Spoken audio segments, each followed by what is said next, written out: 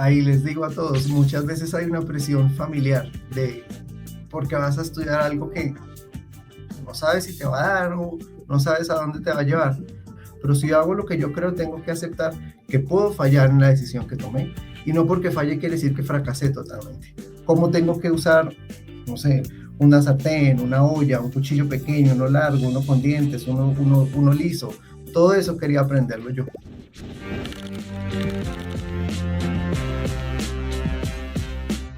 Bienvenidos y bienvenidas a Vocación Sin Filtro, el podcast donde te mostramos que no existe un solo camino recto y perfecto. Aquí vienen desde abogados que arrancaron en medicina, ingenieros que hoy viven de la música, hasta emprendedores que se han quebrado más de 3 veces. Y todos con una cosa en común: se cayeron, se levantaron y encontraron su rumbo. La misión es que tú, que estás entre los 15 y los 25, escuches la pura verdad. Que sepas que equivocarte es parte del paseo, que cambiar de carrera no te hace ningún tipo de fracasado y que no existe el camino correcto. Hoy estamos con Juan David Torres. Su historia es la definición perfecta de reinvención. Es el camino de alguien que tuvo que renunciar a su primera gran pasión por ese miedo al que dirán, que conoció la carrera más oscura y tóxica del éxito corporativo y que tuvo la valentía de saltar al vacío y redefinir lo que significa ser un líder. Así que prepárate y escucha esta historia, porque aquí la vocación se habla sin filtro. Juan David, bienvenido. Gracias por venir a contarnos lo que hay detrás de un título de LinkedIn. Bueno, Sebas, gracias por el espacio. Y más allá del título de LinkedIn, la historia que muchas veces LinkedIn no cuenta. Uno muestra logros, pero detrás de los logros hay un proceso de aprendizaje y continuo, sobre todo, porque no es solamente el aprendizaje técnico, es también tu aprendizaje en la vida diaria. Juanda, para empezar a entender todas esas vueltas de la vida, tenemos que ir al comienzo, a esa época del colegio. Cuéntanos cómo era ese Juan David en esa época escolar, qué le gustaba hacer, qué pasiones tenía, qué se imaginaba haciendo en el futuro. Bueno, había muchas pasiones que muchas veces fueron puestas casi que por los papás que le decían a uno, mira, te metí en este curso, mira, haz esto, y pues uno luego terminaba descubriendo que el curso y todo, pues era interesante. Ahí estuve en muchas cosas, estuve en clase de violín, estuve en clase de organeta, estuve en clase de flauta traversa, la cual toqué casi 13 años. Además, también estuve en clases de natación y patinaje por más de 12 años, ¿no? Empecé a cocinar desde los 5 años y de ahí empecé como a encontrar una gran pasión y una gran habilidad. Como tal, ese era como tu primer sueño, tú soñabas con ese mundo de la cocina. Sí, todavía lo sueño, que es un sueño que no he abandonado. Ya estoy empezando a planificar mi tiempo para empezar a estudiar de noche cocina. Son 2 años, creo que eso no es ninguna limitante y creo que uno mismo se pone una limitante el tiempo. Cuando uno quiere hacer las cosas, uno se acomoda por más cansado que estés, por más derrotado que te sientas. Si uno de verdad está haciendo lo que en su proyecto de vida ve como su proyección de ser, más allá de ganar, uno siempre encuentra una gran motivación. Juanda, y si tenías esa pasión de la cocina, pero yo me meto a tu LinkedIn y sale economista de los Andes, ¿qué pasó? ¿Cómo fue ese cambio? Bueno, ahí les digo a todos, muchas veces hay una presión familiar porque vas a estudiar algo que no sabes si te va a dar o no sabes a dónde te va a llevar, porque no estudias primero una carrera y luego, si buscas hacer lo que te gusta. Pero entonces ahí viene también una cuestión muy grande. ¿Hago lo que mi familia cree o lo que yo creo? También hay como dos contradicciones. O hago lo que yo creo, pero si hago lo que yo creo, tengo que aceptar que puedo fallar en la decisión que tomé. Y no porque falle quiere decir que fracasé totalmente. Hay una posibilidad de reinventarse siempre, pero si decidí avanzar por donde yo quise, tengo que buscar las formas de yo mismo empezar a forjarme y a desarrollar ese proyecto donde yo quise estar. Ya si tú decides, como yo decidí, avanzar con lo que mi familia en cierta medida me planteaba como la única posibilidad, pues uno va a encontrar como en todo momento cosas que le gustan mucho, cosas que no le gustan tanto. Yo en un momento quise estudiar una carrera que no tuviera tantas matemáticas, pero que tuviera el componente numérico para medir, pero también tuviera un componente humano. Y luego, oh, sorpresa, me estrello con un pensum entrando de 6 semestres de números. Digo, ¿qué es esto? Pero pues como les digo, ya había asumido el reto. Hay muchas cosas que no te van a gustar, no porque no te gusten quiere decir que no tengas que dejarlas a un lado.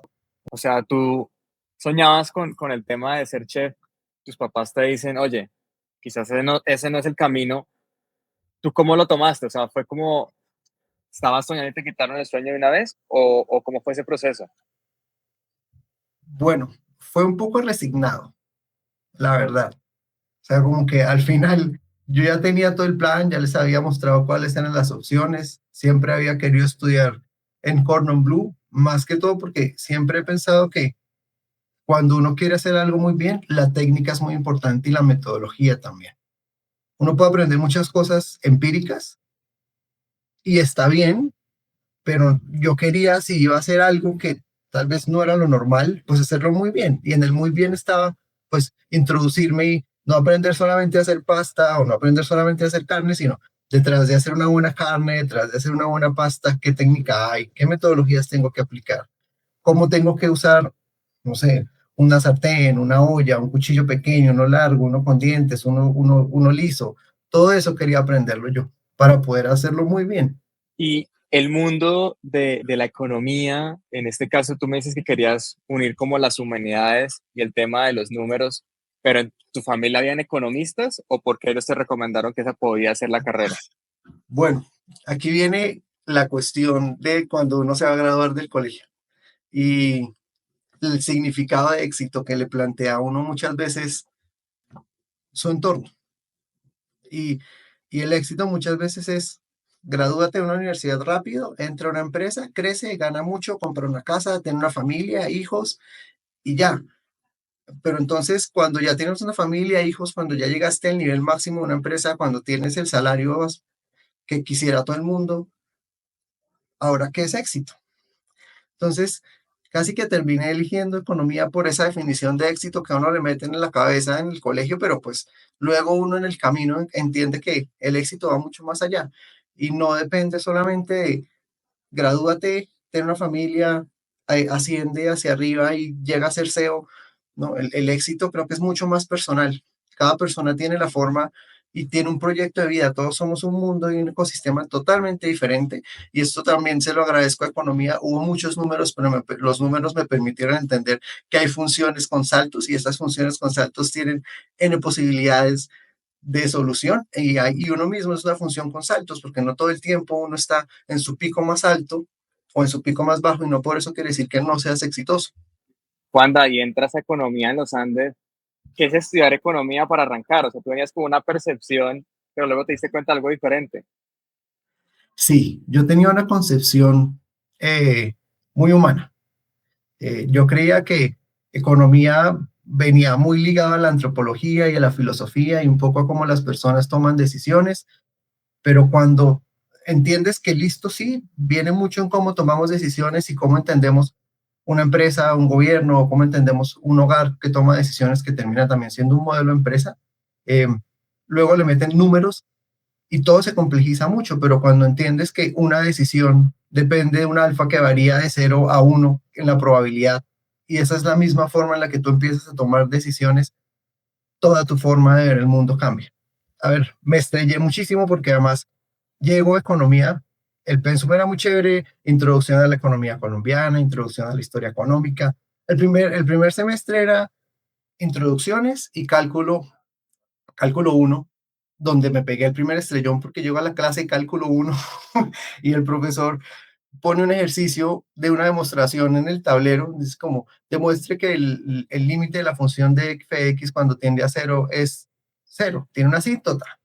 Y pues pasó un man al tablero y el man no sabe cómo responder la demostración y el profesor lo primero que hace es preguntarle que de qué colegio había salido, me voy a ahorrar nombres. Y el profesor después de que la persona le dice, salí de este colegio, le dice, los de ese colegio sí son como brutos, ¿no? Claro, llegas a tu primera clase de universidad, vienes de un modelo de colegio donde prácticamente te cogen y te hacen así como, ¿por qué vas mal? Ven, hagamos un plan, ¿qué puedes hacer?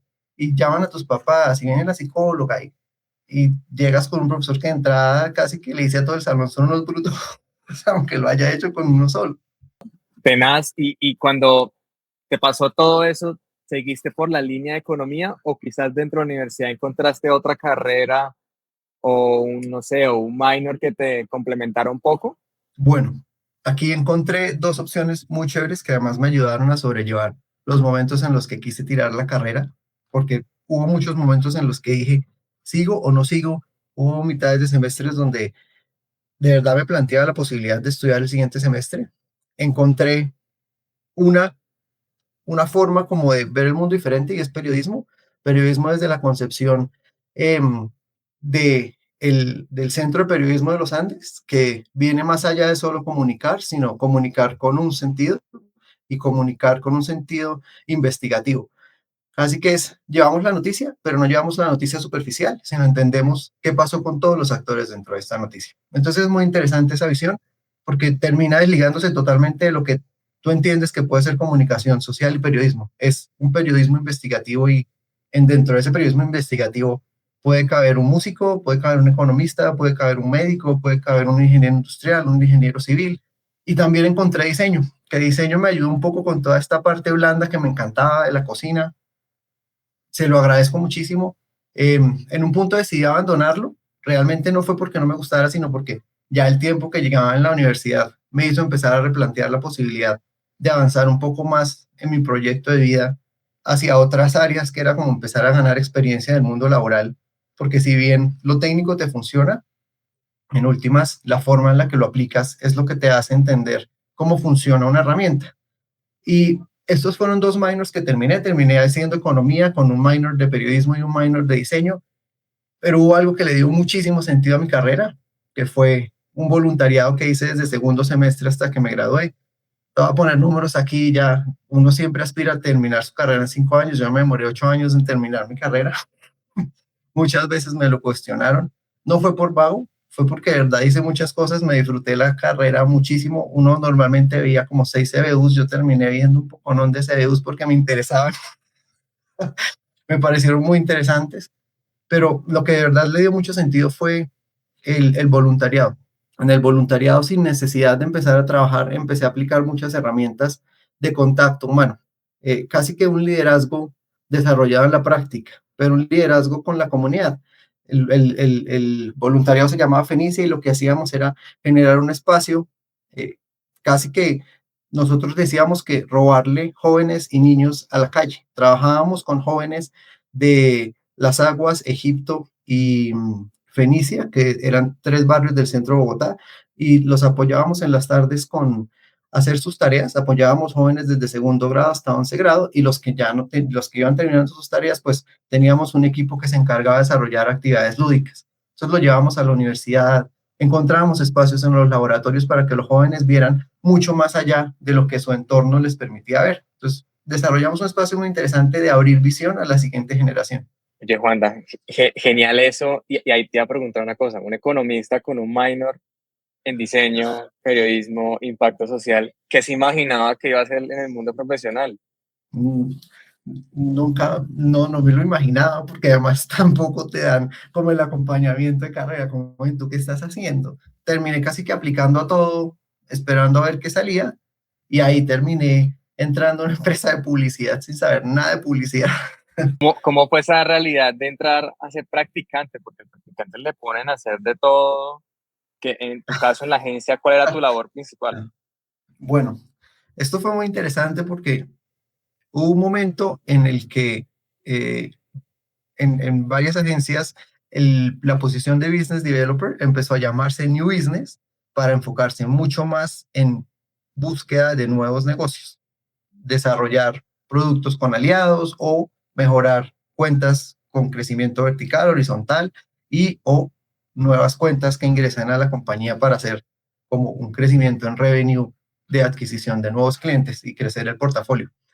Entonces llegué en un momento en el que sonaba muy lindo, New Business, yo era analista de New Business, pero pues medio, todavía no tenemos procesos más allá de los que manejábamos con un Business Developer, que es cómo haces una licitación, cómo haces un proceso de onboarding con una cuenta, cómo haces facturación, pero en New Business era mucho más allá de solo eso, porque en New Business también teníamos una carrera muy importante, era cómo repensamos el valor del negocio para nuestros clientes, para nuestros aliados, tanto internos como externos. Entonces, dejó de ser el punto operativo de cómo crecemos solamente enviando propuestas, sino cómo desarrollamos estrategia que vaya también de la mano con la visión que viene a poner el líder, el líder que está en la cabeza de la empresa, que en este caso era el CEO, pero desde New Business le ayudamos y que no sea él solo, sino somos un pie de apoyo a ese desarrollo de la visión. O sea, esas prácticas ya parecían era algo formal. ¿Tuviste ahí crecimiento en esa empresa o cómo fue? Mucho, mucho, creo que lo voy a decir, le agradezco mucho a esta empresa, se llama Avas, la verdad me dio un conocimiento increíble, conocimiento que a lo largo de mi vida he empezado a entender, mucho conocimiento fue casi que vaya y haga, así como hay papás que le quieren enseñar a uno a nadar y lo meten en las clases de natación, o hay otros que lo empujan a la piscina y esperan que uno empíricamente flote. Bueno, así, tal cual, como tú estudiaste, se supone que ya sabes cómo funciona, pero pues obviamente uno llega al mundo corporativo y una cosa es quedarte en la universidad donde te enseñan a investigar y haz un paper o haz un ensayo o toma esta base de datos y saca hipótesis, mira los porcentajes, no sé, de lo que estés investigando y lo que te sirva para determinar que una hipótesis es verdadera o falsa. Aquí es totalmente diferente. Aprendí demasiado, claro, lo primero que aprendí fue cómo tratar a un cliente, porque eso es algo que a ti no te enseñan en nada. Y el primer cliente más importante es toda la compañía internamente. ¿Cómo generas una cultura de trabajo colaborativa? Porque uno mismo se encarga de construir casi que ese clima laboral. Si bien mucho viene de la cultura que tiene la empresa en sus valores y cómo se proyecta, uno también debería empezar a alinearse a eso y cómo su vida y su forma de actuar internamente lo proyecta con sus clientes internos. Eso fue lo primero que aprendí, cómo me relaciono con las personas que están internamente. Porque aunque uno quiera, y por más que que a uno no le hayan enseñado a trabajar de forma colaborativa, en una empresa no puedes trabajar solo. Al final, tú puedes técnicamente ser muy bueno, pero la técnica no es todo. ¿Cuánto tiempo estuviste y qué te hizo como salir de ahí y mirar otros horizontes? Empecé como coordinador, como analista de New Business. Luego terminé mi práctica de analista de New Business y me dieron la posibilidad de entrar como coordinador de New Business, nuevamente a asumir cosas que no tenía ni idea. Entro yo y empieza mi jefe en ese momento a bombardearme, a decirme, mira, ProColombia licitación, Ministerio de Comercio, eh, bueno, me empezó a mordear que en cantidad de licitaciones públicas, porque además era un mundo que ellos no habían explorado, entonces tampoco habían procesos, tampoco habían pasos claros, yo no tenía ni idea que era una licitación pública, me enfrento a unos TDRs, unos mamotretos gigantes de 90 páginas, y uno dice, ¿en qué momento voy a leer esto? Pero claro, uno luego empieza en la práctica a ver que hay un modelo estándar, lo que decía ahorita, hay una técnica y una metodología, y esa técnica y metodología pues la terminas aplicando de acuerdo al área donde se está desarrollando. Y ahí aprendí también de la mano con una persona que medio se dieron cuenta que el equipo que estaban tratando de armar tenía una falencia en licitaciones públicas, pues trajeron una persona que le agradezco mucho, se llama Olga, no me acuerdo de su apellido, pero se lo agradezco muchísimo porque ella fue la que me enseñó cómo coger un mamotreto de 90 páginas y entenderlo en menos de 2 horas. Eso se lo agradezco a esta señora muchísimo, porque luego eso me permitió a mí diseñar un proceso en el que pasamos de tener una licitación en 15 días, una licitación pública con todos los documentos, a casi 5 días, con una metodología de centralización de información y con, digamos, como con un protocolo muy claro de cómo activarla con cada una de las áreas. Y lo otro que también me dio muy duro fue, vengo de economía, entro al mundo del marketing, de la publicidad y la creatividad. Me enfrento a licitaciones privadas donde te mandan un brief creativo y yo no tenía ni idea que era awareness, yo no tenía ni idea que era el funnel de conversión, no tenía ni una estrategia full funnel, no tenía ni idea de cómo identificar cuando una licitación era creativa o cuando era sobre medios, porque además el objeto social, el objeto de desarrollo y los alcances eran muy parecidos. Yo decía, pero ¿a qué me estoy enfrentando? No entiendo nada y me tardé casi 8 meses en poder identificar esta diferencia y casi que en ese proceso de desarrollo recibo otro ascenso muy grande y ahí ya entro al equipo regional y en el equipo regional, oh sorpresa, reestructurado nuevamente y en la reestructuración no dejaron onboarding, la persona que se fue a trabajar a Estados Unidos en el equipo de New Business no dejó backup de nada y entro yo y digo, pues, ¿qué hago? Con un líder muy bueno, Juan David Franco, que venía del mundo creativo, también aprender mucho de qué es New Business y Growth en una agencia de medios y creativo, y con otra persona que también me enseñó mucho del mundo digital que se llama Nicolás Choque. Pero luego por cosas de la vida, Juanda toma otro rumbo, Nicolás también toma otro rumbo en otra cuenta y yo quedo solo por una región donde teníamos 6 agencias directas, otros 7 países donde eran agencias afiliadas y teníamos que tener unos tratamientos totalmente diferentes cuando ganábamos cuentas y teníamos que ejecutar campañas en esos países y a trabajar también con el equipo global, a entender un organigrama y unos procesos y una forma de trabajo que a mis cortos 2 años de conocimiento empresarial era un mundo tan grande y vasto que cometí muchísimos errores. Y pues ya digo, o sea, los errores me enseñaron mucho. Sí, hubo muchas veces que, aquí lo digo, me senté a llorar porque sabía que eran errores fuertes y sabía que eran errores que además iban a implicar que los otros países a los que yo había, digamos, como puesto un impositivo por mi error, iban a tener que trabajar por fuera del horario laboral. Claro, esto es normal. Luego me tocó, pues a mí también, empezar a buscar formas de aprender. En esas formas de aprender está preguntar. Y aprendí a preguntar. Esa es otra cosa que nadie le enseña a uno, aprender a preguntar. Y en ese aprender a preguntar, uno empieza a encontrar claridad en donde quiera que esté. Anda, entonces prácticamente saliste de la universidad a la guerra, A la que te guerra. entregaran de una vez un país, luego una región, y tú decías, pero espere, calma, calma, pero están sacando Sí, tal personas, me cual. ponen a mí porque creen que soy yo. ¿Crees que te, como que te sobreexplotaste? ¿Sentiste eso? ¿Que ya llegaste a un Sí, momento donde ya no podías más? sí, llegó un punto donde hubo un burnout. Ha sido el único burnout que tuve y la verdad siento que fue mucho porque no tenía las herramientas para que eso no sucediera. Como te digo, en esos crecimientos rápidos entendí la importancia de las habilidades blandas, porque como te decía ahorita, no venía del mundo de mercadeo. Todavía cuando me suben a un equipo regional, no tenía ni idea cómo armar una estrategia de medios, no tenía ni idea de nada, pero tenía un muy buen equipo de soporte que ayudaba a que eso sucediera. Entonces, eh, depende mucho más de esa habilidad blanda, pero a mí me faltó un poco más de resiliencia antes de llegar al burnout. Cuando he tenido la oportunidad de trabajar en equipo, no te quedes en el error, porque aprende rápido, itera y sale adelante, pero si nos quedamos en el error, pues siempre va a haber alguien del equipo que se va a sentir mal, porque indudablemente el error siempre sucede por alguien. Yo lo sentí y yo fui ese alguien que cometió errores, pero si te quedas en el bucle, nunca vas a avanzar. Y vale más el aprendizaje que toma la persona del momento en el que te sientes con todo el equipo y dices qué pasó y no qué pasó señalando a la persona, sino qué podemos ahora hacer todos para que las cosas funcionen mejor. Sin duda alguna uno sabe que fue el del error. Entonces uno sabe qué puede aprender, pero además todos le pueden entregar a uno un gran conocimiento para que eso no vuelva a suceder. Genial, o sea, de que cualquier error, yo creo que el cometer errores te forja mucho. Y hay que tener esos errores porque el crecimiento correcto y un crecimiento que verdaderamente haga un impacto en la empresa es por eso. Y si la empresa siempre está bien, siempre está bien, siempre está bien, no va a llegar un momento donde diga, uy, ¿cómo podemos hacer mucho mejor si no hemos intentado hacer nuevas cosas? Y eso es como el miedo que tiene la mayoría de gente, salirse como de ese molde. Exacto. Y creo que muchas veces también es cultura y clima laboral, que ya estamos haciendo lo que funciona porque vamos a intentar algo nuevo.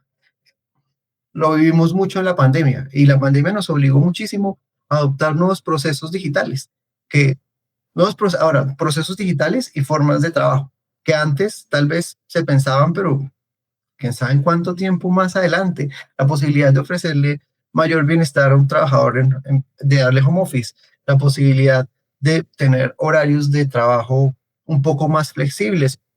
Digamos, he visto empresas que a sus madres y a los padres y a las madres cuando trabajan en la misma empresa, a la entrada, el padre entra más temprano, pero sale un poco antes y la madre entra después para que la madre tenga la posibilidad de llevar a su hijo al colegio y el padre luego ir a recogerlo. Así, la empresa no pierde productividad, balanceamos cargas en la casa y también estamos dándole bienestar de compartir a la madre un poco más de tiempo en la mañana y al padre un poco más de tiempo en la tarde con su hijo. Entonces, se han desarrollado muchas cosas que sin duda alguna no hubieran sido posible. También seguro habrían tenido muchos más errores y aquí quisiera traer a colación, si alguien quiere aprender de liderazgo y clima, hay un gran speaker mexicano que se llama Alejandro Casuga, al cual no lo conozco en persona, me encantaría conocerlo, he escuchado muchos podcasts, pero le agradezco mucho que él me enseñó que una empresa es como en física los vasos circulantes. Los valores que un vaso circulante en física casi que es un tubo en el cual tú vas poniendo agua y primero se va llenando un vaso y en la medida en la que todos van quedando a la misma altura, el volumen de agua, de líquido que va entrando, va quedando toda a la misma altura independientemente de la velocidad a la que lo eches.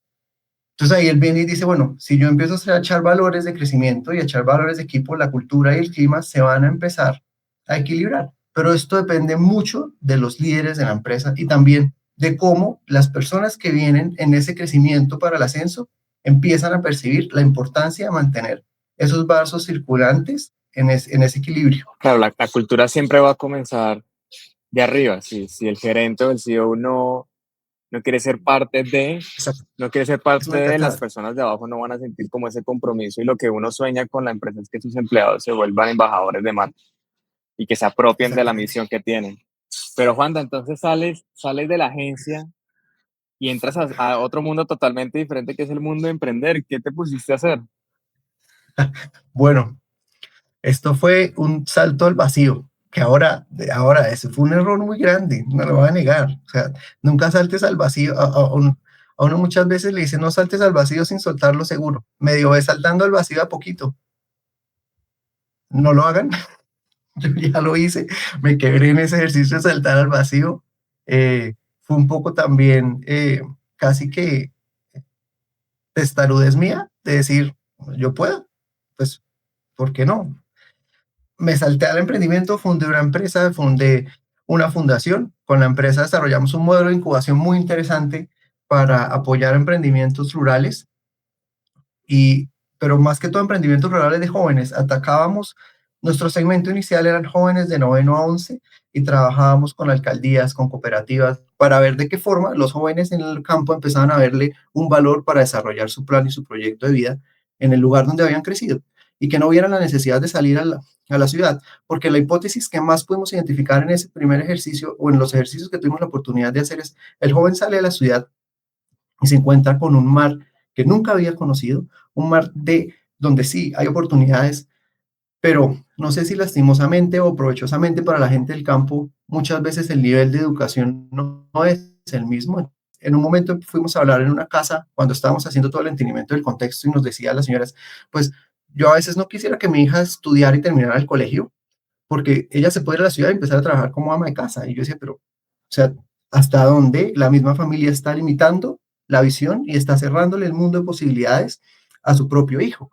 Y eso es muy importante porque más allá de que tú estudies en el mejor colegio o en la mejor universidad, la educación continua es la que en últimas te forja a ti casi que en una estructura de valores y en una estructura de visión que es la que tú vas a usar en tu vida diaria y además vas a llevar a tu familia. Entonces ahí nosotros dijimos, esto es increíble, o sea, así que una señora que tiene un cultivo de café o un cultivo de uva le está diciendo a su hija, deje de estudiar y váyase a hacer ama de casa a la ciudad. Es como, no way, o sea, tienes un cultivo de café, tienes un cultivo de uva. No vendas solo uvas, no vendas solo café. Enséñale a tu hijo que puedes hacer un producto de valor agregado. Y si no quieres que termine el colegio, bueno, entonces, ¿qué vas a hacer para que no termine el colegio? Yo creo que en el futuro las personas no van a requerir de terminar un colegio para poder decir, yo sé o yo he adquirido este conocimiento, esta habilidad.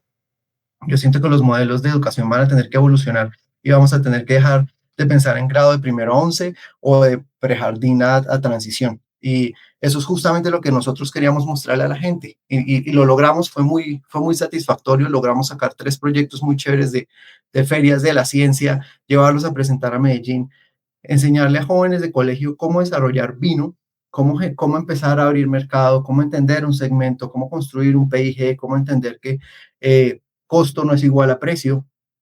Estas cosas de verdad a un joven le abren mucho la mente y ahora muchos de ellos empezaron a decir, en estos espacios los usamos a ustedes como líderes. Entonces uno empieza a ver realmente que el liderazgo no es solamente en la empresa, el liderazgo es con toda la comunidad que te rodea. Y ahí viene mi ejercicio social.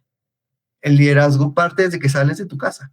En la casa tienes un modelo que quieres dejarle a tu ecosistema de casa, pero cuando sales al mundo, cuando vas de camino a una tienda o cuando vas de camino a tu trabajo, también hay un ejercicio de liderazgo porque eso construye sociedad. Y también construimos una ONG en ese ejercicio social y la ONG lo que hacía era, hicimos una adaptación de un modelo de desarrollo de políticas públicas bajo la economía del bienestar, que lo que busca es desarrollar indicadores que no dependan del crecimiento económico medido en ingresos per cápita, sino cómo generamos un bienestar general en el que ese bienestar general me permite a mi crecimiento y la consecuencia del bienestar es crecimiento económico. Y ahí también tuvimos ejercicios muy chéveres. Desarrollamos un proyecto que se llama Proyecto Ceiba, y en Proyecto Ceiba lo pudimos ver. Llegamos a desarrollar una visión, encontramos más de 14, digamos, como prospectos de proyectos para desarrollar en un territorio, que al final hay muchas voluntades en el mundo político que no permiten que estos proyectos avancen. Hipótesis pueden haber miles, y creo que la más clara es si le doy conocimiento a la persona que yo tengo que manejar para que me vuelva a poner a mí de líder de este territorio, pues evidentemente va a tener un nivel crítico para decir sí o no de acuerdo a qué tanto está viendo el desarrollo en su población, porque creo que el concepto de desarrollo va más allá de qué tantas calles construimos o qué tanta plata traemos a nuestro territorio. El concepto de desarrollo va mucho más a qué tanto conocimiento crítico le puedo impartir a mi comunidad para que él mismo sea consciente de lo que hay en el territorio, para que el ejercicio no sea solo político, sea un ejercicio político, pero también un ejercicio de instituciones y un ejercicio donde la institución, el político y la comunidad trabajan en pro de ese desarrollo. Creo que eso es lo que ellos no quieren, y ese trabajo mancomunado se ha perdido mucho, y eso es lo que buscábamos un poco en la ONG.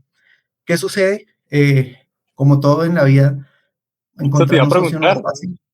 sonaba una Dale, dale, locura. dale, dale. Eso te iba a preguntar, ¿qué pasó? O sea, sonaba espectacular el impacto que estaban creando porque de una u otra manera esto era una fundación que cambiaba vidas, que le mostraba a estos jóvenes que la salida no era únicamente como en la parte como la encasilla a la sociedad, ya sea la familia, la sociedad, los amigos o esto, se les daban como el potencial que tenían con su entorno.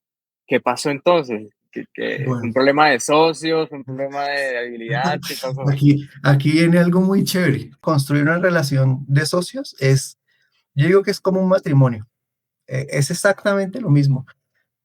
Listo, uno no va a la empresa y uno no va a la notaría y firma por constituir una unión marital, sino uno va a la notaría o a la, o a la Cámara de Comercio para crear una empresa. Pero evidentemente en la empresa firman los dos socios y los dos son parte de ese nuevo hijo.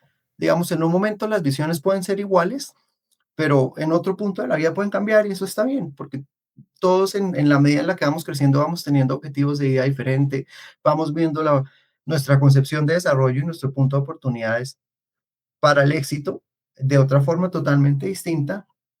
Y pues ahí con mi socio empezamos a tener visiones distintas, y en esas visiones distintas pues un día pues a uno le toca ser muy realista, y cuando una relación no funciona pues lo mejor es sentarse, hablar y cerrarla bien. Pueden haber un momento muy álgido en el que ninguno de los dos se va a hablar. Pasa, todavía, ya llevamos 6 meses en los que liquidamos y a duras penas nos saludamos, y eso que fui yo casi que después de 3 meses después de haber liquidado, que le dije, "Hey, ¿cómo vas?". Y recibí una respuesta por allá como 3 días después, pero eso está bien porque pues uno también tiene que ser muy autocrítico con eh, esto me gusta, esto tiene un sentido social, pero estamos alineados con mi socio, estamos alineados con la persona que lo está haciendo, más porque emprender no es fácil. Ahora, si quieres emprender, nunca te recomiendo emprender solo, porque emprender solo es un ejercicio muy autocrático, y eso no es chévere, porque una empresa tampoco puede ser autocrática en el mundo empresarial. Una empresa también va a depender de socios, va a depender de clientes, va a depender de aliados, y todos van a tener que llegar a un ejercicio para ejercer una alianza o para ejercer un contrato de socios, y eso involucra negociación. ¿Y que te da mucho en ese ejercicio de emprender eh, con un equipo o con otro socio? Justamente esos puntos álgidos de negociación. Cómo manejar una negociación y cómo manejar un punto crítico en el que o se maneja todo muy bien o se puede ir todo al carajo. Ahí iba a decirte algo y es que yo creo que uno de los momentos más difíciles que uno puede tener en la vida como emprendedor es cuando toca cerrar el negocio, dividir las Sí. cosas, dar las gracias y demás. Tú que venías de un ritmo de trabajo pesado de la agencia, luego al emprendimiento que uno es el que hace prácticamente todo, el de ventas, el de finanzas, el de operaciones y esto. ¿Qué se siente ese momento que tú dices, rayos, ya no hay trabajo, ya no hay emprendimiento, ¿qué hago? Bueno, aquí viene la reinvención total. Mira, cuando yo salí de la empresa, bueno, aquí ya es bien, vamos a irnos un poco como personal. Yo salgo de la empresa y la empresa lo que digo, me permitió el modelo de éxito que me había mostrado a ti. Asciende, ten tu salario, ten un hogar, ten un carro, pero cuando tienes todo, al final, ¿qué es éxito? Entonces, salgo yo, siempre he sido muy planificado, entonces tenía ahorros para vivir 8 meses sin necesidad de buscar trabajo, entonces casi que dije, estos 8 meses los voy a poner para desarrollar el modelo y que el modelo empiece a tomar tracción y a tener los primeros clientes. Lo logramos, pero pues evidentemente empezó a darme por un tiempo. Claro, mi nivel de caja empezó a bajar. En un momento de la vida me quebré total, pero pues esto fue algo que también me ayudó mucho un día que me levanté y pues dije, ¿ahora qué hago? Pues mira, tengo 2.000 pesos en mi cuenta, no los puedo ni sacar porque el banco no me deja sacar 2.000 pesos de mi cuenta de ahorros y no tengo más. eh, el modelo está funcionando, el que estamos implementando, pero los clientes no te pagan hoy y los clientes te pagan a 30 y 45 días y es algo que uno a veces no tiene en cuenta también. Y uno tiene que empezar también a manejar su flujo de caja en el hogar cuando es emprendedor, de acuerdo a eso, porque muchas veces cuando eres emprendedor, el ingreso tuyo va después del de tus trabajadores, porque el modelo empresarial también va a generar un bienestar. El modelo empresarial no solamente vamos a generar ingresos para mí, yo solo voy a tener un crecimiento y voy a ser el jefe siempre. Siempre, a mí me parece que las empresas más exitosas son las que, más allá del número en crecimiento financiero, van en cómo el empleo me está ayudando a generar un bienestar en todo mi equipo de trabajo. Y eso viene otra vez como el modelo de los vasos circulantes. Entonces, esa es la visión que teníamos. Logramos tener 5 empleados, no fueron empleados directos, pero para mí eso fue una hazaña grandísima. O sea, poder decir, hoy voy a dictar un modelo para crear nuevas ideas de emprendimiento en el sector cafetero. Bueno, ya sé a quién llamar, levanto el teléfono y tengo con qué apalancar un profesional que me pueda ayudar a desarrollar un taller de mucho mayor nivel o de mucho mayor valor para los jóvenes a los cuales estoy impactando. Entonces, tuve muchas presiones en ese momento. Sin duda alguna, el emprendimiento, aunque fue duro, me ayudó a salir de ese hueco en el que me tocó entregar el apartamento, vender el carro, levantar otra vez el teléfono y decirle a mis papás, hey, me tocó volver al cuarto. ¿Tú lo sentiste como un retroceso? Porque eso es duro, ¿no? O sea, en su momento la vida, el apartamento, el carro, el ego, obviamente que un emprendimiento uno dice, uy, me siento el reconocido y demás, y luego no hay emprendimiento, no hay empresa, no hay carro, no hay apartamento, mamá, papá, soy yo de nuevo. Sí, pues todo se vino al piso, mucha vergüenza, ¿sabes? Nuevamente por eso, porque uno eh, tiene el ideal de éxito y de riqueza puesto en otro lado, puesto en un lado que es muy capitalista. A ver, no está mal, porque pues el modelo capitalista ha funcionado mucho tiempo, pero pues tú no eres tú como ser humano, pues no debes plantear tu modelo de vida bajo un modelo externo. Así que debo examinarme yo y ver cuáles son mis habilidades y yo qué valor ofrezco. Y desde entender ese valor tuyo no tienes por qué sentir vergüenza cuando tienes que volver a empezar de cero. Duré mucho tiempo en entender esto, porque claro, uno salía con sus amigos y decía, no, yo ya soy gerente comercial para Latinoamérica y tengo mi carro y tengo mi casa y yo creo que la vida lo va como encasillando a uno y esto es algo que de verdad se lo quiero agradecer mucho a Adriana, porque llegué allá en un momento, en ese punto de verdad donde eh, no creo que sea mi ego, porque a mí me ha parecido que alimentar el ego es algo que uno pues debería controlar mucho. Creo que fue más la vergüenza con el mundo exterior, demostrarme casi que en la nada en la que estaba, y llegó Adriana y empiezo a contarle todo, ella me dice, no, pero espérate, desde donde tú estás viendo el valor tuyo no está en a qué renunciaste y que estás empezando de cero, o sea, tu valor está es cuál es mi sentido y yo qué voy a aportar. Y ahí cuando uno encuentra el cuál es mi sentido y yo qué voy a aportar, pues evidentemente uno identifica que uno es más que un puesto, que uno es más que un salario, que uno es más que lo que tiene. Y ahí toda mi vida empezó a cambiar. Mira, ahora te digo, ya no quiero tener un carro, ya no quiero tener una casa. Me encanta salir a caminar y si tengo que caminar 1 hora de mi casa al trabajo, me la camino y si tengo que madrugar más, pues me la camino porque ahora me encanta salir y escuchar los pájaros por la mañana. Si tengo que hacer el mismo ejercicio de regreso a la casa, pues lo hago y me voy viendo toda la gente que va en el trancón y yo voy caminando y si me demoro una hora a la casa, pues no me demoro una hora en un carro sentado, me demoro una hora caminando, haciendo ejercicio. Ahora, no quiero un apartamento. Muchas cosas cambiaron en mí. Empecé a ver valor en lo que tiene la naturaleza por ofrecerte, porque realmente es desde donde nosotros venimos. Ahora, mi sueño más grande ahorita, si te digo, es tengo un dicho muy interesante que le aprendí a un amigo de mi papá, es quiero una nevera natural. Entonces, me encantaría y mi mayor Ok. proyecto ahorita es poder tener una granja que uno me dé a mí la posibilidad de tener alimento desde una huerta, un modelo para poder tener carne de gallinas o huevos o cosas así. Claro, esto también va a implicar un proceso de crecimiento, muchos errores, pero ahora estoy viendo el valor en eso, más que en tener el, el apartamento gigante, el último carro, o, o pues muchas cosas que ahora no son el valor. Y vuelvo nuevamente al modelo de aprendizaje. Me encantaría tener esto y poder enseñarle a mis hijos el valor real de las cosas.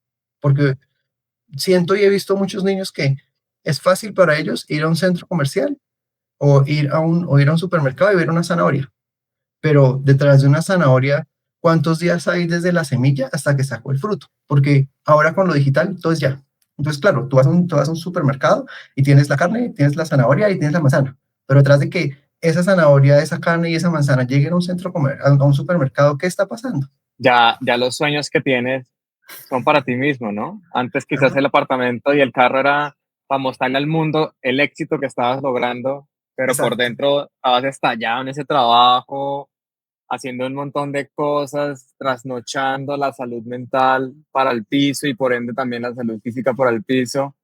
Entonces, qué chévere que hoy te des cuenta de la importancia de pensar en uno mismo, no por el qué dirán, sino por uno mismo sentirse tranquilo y en paz y lo que tú decías. Si hoy en día las cosas pequeñas me hacen felices, antes vivías como en un corre-corre de Exacto. apariencias, de proyectos y hoy en día te estás tomando ese tiempo.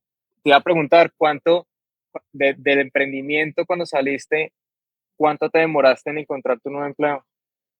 Bueno, fueron de mayo a noviembre, casi 6 meses, un poco más de 5 meses. Y fue un proceso, a ver, aquí le digo a todo el mundo, toca volver a empezar y les toca reconstruirse y les toca volver a encontrar su valor. A ver, es un ejercicio espectacular.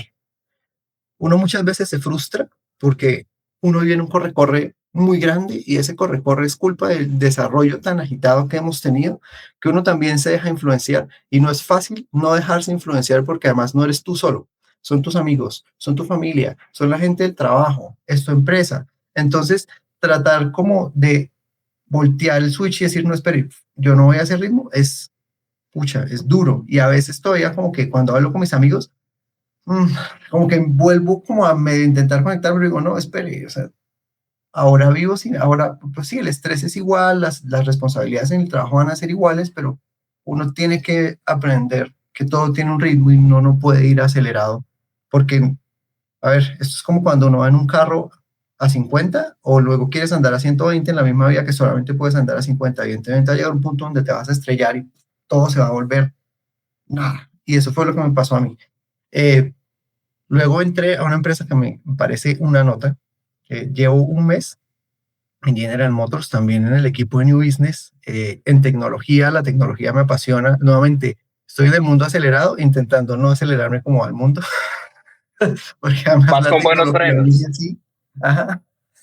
La tecnología viene a pasos agigantados, pero, pero uno también pues tiene que entender que una cosa es cómo puede avanzar un computador, cómo puede avanzar un código, a cómo avanza uno, que uno va realmente a otro nivel. No quiero decir que te vas a tirar en, por esto, voy a ir lento y voy a ir a mi ritmo, y no, porque pues evidentemente uno también quiere mostrar que tiene valor para ofrecer, pero no vas a irte a esa aceleración a la que viene también la tecnología.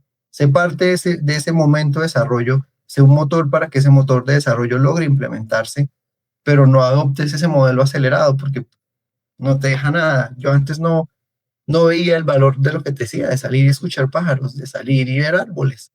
Ahora, mira, antes salía con mi perro y era, vamos rápido a sacar a mi perro, demoramos media hora es mucho tiempo, no, 20 minutos, levántate, báñate, come, desayuna rápido, sal a buscar transporte, pero no, o sea, luego llevo desde que empecé a buscar trabajo, reduje mi ritmo y ahora en las mañanas saco a mi perro 1 hora y me encanta. A veces saco binoculares para ver pájaros. O, o en la tarde hago el mismo ejercicio. Lo saco 1 hora y me encanta sentarme a ver el atardecer. Aunque me pueda quedar sentado 45 minutos viendo cómo cae el sol, pues no importa porque es espectacular. Que nota esos pequeños momentos y que uno solamente los valora cuando toca fondo o cuando ya no puede más, ¿no? Cuando toca reinventarse. Ojalá uno se diera cuenta de que esos pequeños momentos, lo que tú decías, ver pájaros, ver el atardecer, ver pasar las personas, tener una charla con un amigo, que a veces uno pierde por el corre-corre del día y que normalmente cuando uno sale de la universidad se quiere comer al mundo Exacto. y cree que entre más rápido uno logra las cosas lo va a hacer muchísimo mejor y no, hay que tomarse su tiempo, hay que ir pasando y ahí van a llegar los resultados. Justo en eso hay algo muy bonito que yo creo que tampoco le enseñan a uno y es la importancia de la espiritualidad y la espiritualidad más allá de cualquier religión. O sea, si algo he aprendido en este punto y también en el mundo del emprendimiento tuve la oportunidad de viajar y de conocer muchas culturas, de hablar con mucha gente, es cómo la espiritualidad, más allá de plantearte un libro o de ponerte un líder que va y habla en un centro que llamamos iglesia, viene más puesta desde un modelo de liderazgo que te quiere mostrar a ti cómo actuar para estar tranquilo contigo mismo y tranquilo con los demás. Yo creo que hay algo que todavía en las clases de religión a uno no le enseñan y es los mandamientos no existen porque son mandamientos y porque los puso Dios. A ver, o sea, si tú luego vas y ves una legislación de un país, te dice, pues evidentemente no vas a matar, pero ¿por qué no vas a matar? Porque te estoy enseñando un mandamiento que dice, no vas a matar o no robarás o no insultarás a tu padre y a tu madre. ¿Qué hay detrás de esto? Pues evidentemente hay valores, pero nunca le dicen a uno que la espiritualidad va mucho más allá y es realmente el valor de las cosas. Y el valor de las cosas es cómo actúas tú contigo mismo y con los demás. Y eso en últimas es la espiritualidad. Cómo llevo mi estado del alma a un nivel mucho más alto en mi forma de relacionarme conmigo mismo y con el entorno. Que nota cómo relacionas, porque yo sé que si estuviera con el Juan David hace unos 5 o 6 años me diría totalmente diferente. Y ahí te Seguro. quería hacer una pregunta. Si tú pudieras hablar con ese Juan David que soñaba con ser chef, ¿qué le dirías sobre todo este camino que has recorrido como economista, Bueno, como impacto social y demás? ¿sabes? Hablo con él y si algo le agradezco a la vida de haberme reestructurado tanto, es que otra vez logré ver valor en mí y ese valor me ayudó otra vez a planificar todo para que este sueño que se quedó en el Juan David de 15 o 16 años, hoy lo puedo ver más tangible y empecé a planificar todo para en 6 meses empezar a hacer el primer semestre de cocina, pues para ser chef. Todavía estoy definiendo dónde. Tengo con Mariano Moreno, Gato Dumas, y si algo he pensado es que uno nunca es lo suficientemente grande para empezar a estudiar algo nuevo. O sea, mira, creo que también el nivel de éxito es, estudia tu maestría antes de los 30, haz tu especialización.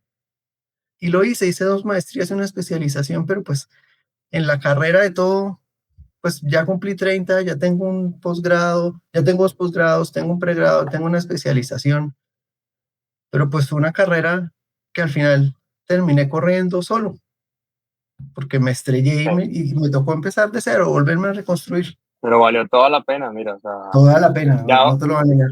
te demoraste, pero ya lo importante es que lo descubriste, que el camino correcto era el de pausar, respirar, mirar el entorno y a partir de eso tomar acciones, ¿verdad? De acuerdo, así es. Genial, genial, Juan David, en serio, muchísimas gracias por tu honestidad.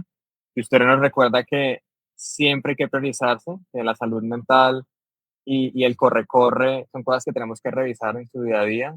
Si uno siente que el cargo lo está absorbiendo, lo mejor es como tomar esa pausa, ver el entorno y ver si ese trabajo que le puede dar un buen salario, una estabilidad y una reputación es lo que uno se merece en su momento.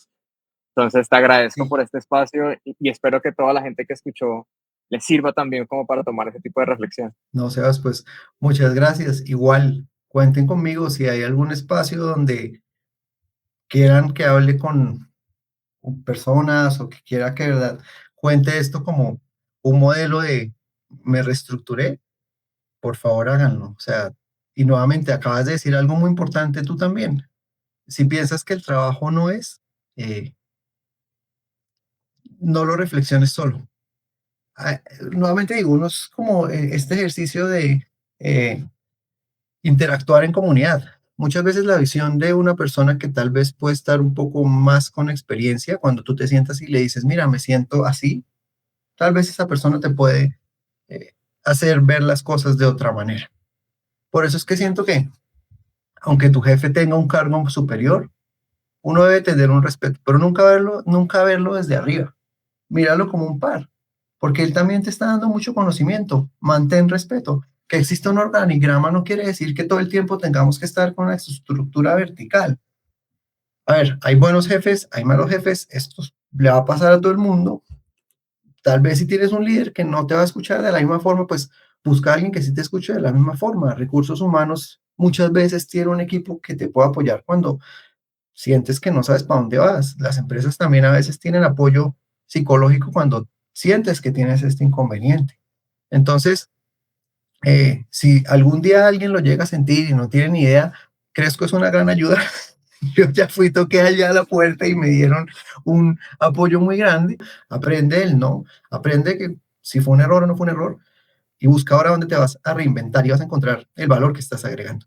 Genial, genial, Juan David. Como tal, en Cresco eso es lo que queremos hacer. Queremos traer historias para que jóvenes y profesionales que tienen miedos con su futuro o con el momento que están pasando puedan ver que hay millones de oportunidades, que cerrar una puerta abre como 1000 más y que pueden surgir y volver a encontrar su vocación. Entonces, si eres un profesional y quieres compartir tu historia, tus quiebres, tus aprendizajes, te estamos esperando. Esto fue Vocación Sin Filtro. Muchas gracias a todos.